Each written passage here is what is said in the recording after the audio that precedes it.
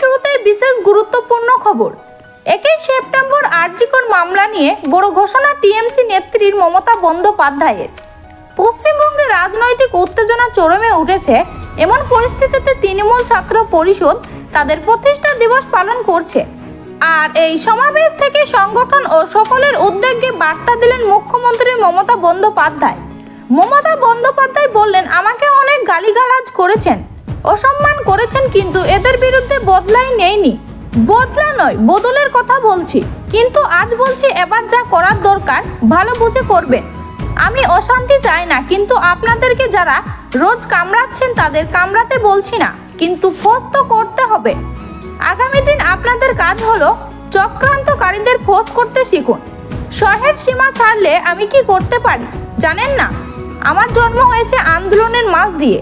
মমতা বন্দ্যোপাধ্যায় বললেন, সামনে পুজো, কত গরিব মানুষ সারা বছরের আয় করে পুজোর সময় সেগুলো বন্ধ করার প্ল্যান করছে। আমি করতে দেব না।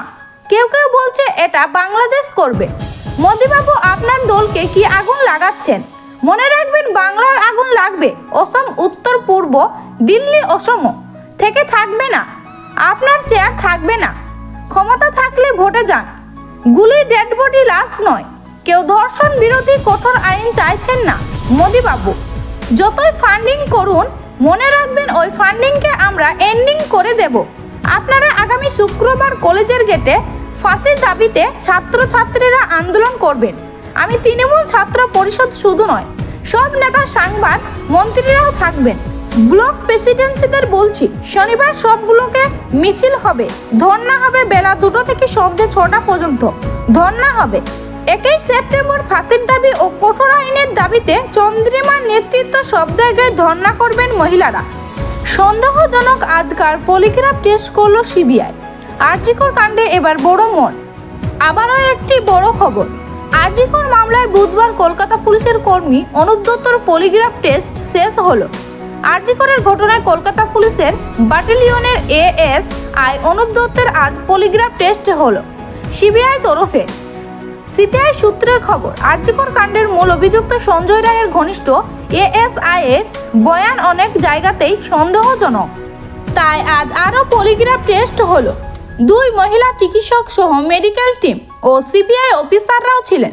সিবিআই সূত্রের খবর, সঞ্জয়কে পুলিশ ব্যারাক আশ্রয় দিয়েছিল এই অনুপ দত্ত। সঞ্জয়ের সম্পর্কে অনেক তথ্য জানেন অনুপ। পলিগ্রাফ টেস্টের প্রশ্নতে হ্যাঁ বা নাতে উত্তর দিতে হবে অনুপকে। আরজিকর কাণ্ডে সিবিআই জেরার মুখে পড়া কলকাতা পুলিশের এএসআই অনুপ দত্তের বিরুদ্ধে দক্ষিণ দিনাজপুরের বাদামাইল বিক্ষোভ দেখিয়েছিল বিজেপি ও এলাকার বাসিন্দারা।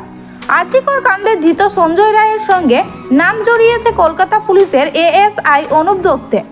অনুপ দত্তের বাড়ি দক্ষিণ দিনাজপুর জেলা বালুরঘাট ব্লকের বাদামাইল এলাকায়। যদিও অনুপ বাবুর স্ত্রী দাবি স্বামী অসুস্থ। এরই মধ্যে বারবার সিজিও কমপ্লেক্সে অনুপ দত্তকে ডেকে পাঠিয়েছিল সিবিআই। সেখানে হাজিরা দেওয়ার সময় সংবাদ মাধ্যমের প্রশ্ন থেকে বাঁচতে প্রাণপণে দৌড়তেও দেখা গিয়েছিল অনুপ দত্তকে। সেই সময় ইতিমধ্যে সোশ্যাল মিডিয়ায় ভাইরাল হয়েছে। যদিও ওই পুলিশ অফিসারের পরিবারের তরফে জানানো হয়েছে তিনি কোনোভাবে অপরাধের সঙ্গে যুক্ত নন।